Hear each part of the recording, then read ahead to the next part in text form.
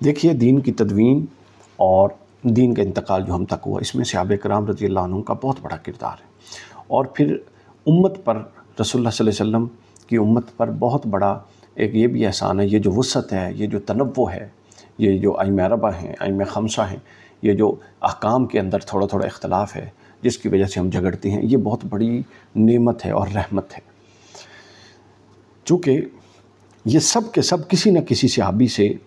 رسول اللہ صلی اللہ علیہ وسلم سے منقول ہیں، آپ کی حیات مبارکہ کے کسی حصے سے، جس حصے میں رسول اللہ صلی اللہ علیہ وسلم سے تمسک کیا اور پھر وہ اپنے علاقے میں واپس چلے گئے، تو جو اس وقت انہوں نے رائج طریقہ دیکھا انہوں نے جا کے اس کا ابلاغ کیا۔ یوں بعد ازاں جب تبدیلیاں آئیں تو مختلف علاقوں میں مختلف طریقہ کار رائج ہو گئے، پھر امت نے اتفاق کے ساتھ جو صحیح طریقے تھے ان پر اتفاق کر لیا۔ تو یہ سب جو ہیں ان کی اصل صحابہ کرام ہی سے ہیں، یعنی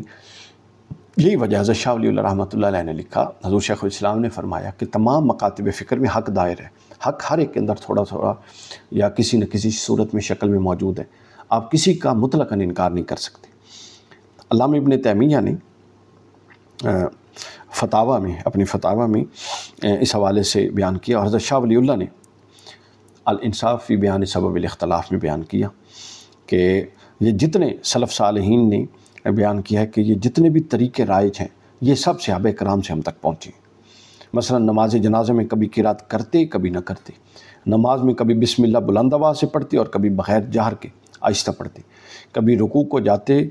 اور رکوع سے اٹھتے اور نئی رکعت شروع کرتے رفع یدین کرتے، اور کبھی ان تینوں مواقع پر رفع یدین نہ کرتے، کبھی دونوں طرف سلام پھیرتے اور کبھی ایک طرف سلام پر اکتفا کر لیتے، کبھی امام کے پیچھے سری طور پر قرات کرتے اور کبھی نہ کرتے۔ ان میں ایسے حضرات تھے جو اس طرح کرتے اور ایسے بھی کرتے، جو اس طرح کرتے تھے ویسے بھی کرتے، اور یہ سب طریقے جو محدثین اور فقہاء نے بیان کیے یہ ضرور کسی نہ کسی صحابی سے ثابت ہیں۔ آپ اندازہ کر لیں جن کے معاملات کو لے کر ہم ہر وقت لڑتے ہیں اور جن کو حق اور باطل اور جنت اور دوزخ کا مدار سمجھتے ہیں، یہ سب طریقہ کار اوپر سے آ رہے ہیں صحابہ کرام سے۔ تو لہٰذا اصل چیز یہ ہے کہ جس چیز پر قرآن مجید نے صراحت کے ساتھ حکم دے دیا اور سنت رسول میں صراحت کے ساتھ حکم آ گیا، اور جس کو امت کے ائمہ محدثین اور سواد اعظم نے حق کے طور پہ قبول کر لیا، اس کے اندر جتنی وسعت ہے اس وسعت کو باقی رکھا جائے۔ یہ نہیں کہ آپ اتنی تنگی کر لیں کہ جس نقطے اب اس وسعتوں میں جس نقطہ نظر کے آپ حامی ہیں اس نقطہ نظر کی جنگ لڑنا یہ کوئی دین کی جنگ نہیں ہے۔ دین کی جنگ یہ ہے کہ دین کی اصل قدروں پر کھڑے ہو کر دین کی جنگ لڑی جائے اور اس وسعت کو برقرار رکھا جائے۔